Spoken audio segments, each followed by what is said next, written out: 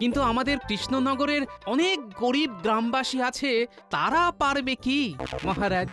আহ, আরে তুমি কি বলতে চাইছো একটু খোলসা করে বলো তো। আমি বলতে চাইছিলাম মহারাজ, ওই সামনেই তো ইংরেজি নববর্ষ, পুরনো বছর কেটে নতুন বছর শুরু হতে চলেছে, আর তো হাতে মাত্র 15টা দিন। হ্যাঁ, তা সেই নিয়ে তোমার মাথায় কি কোনো বুদ্ধি এসেছে? যদি এসে থাকে তাহলে দেরি না করে চটপট বলে ফেলো।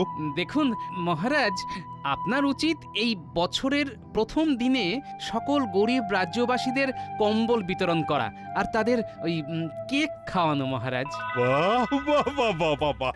এই ভাবনা চিন্তাটা তো বেশ দারুণ গোপাল। আচ্ছা, তোমার মাথা থেকেই যখন এই ভাবনাটা এসেছে তখন পুরো দায়িত্বটাই তুমিই নাও। আর টাকা পয়সা যা দরকার হবে চেয়ে নিও। যথা আজ্ঞা মহারাজ।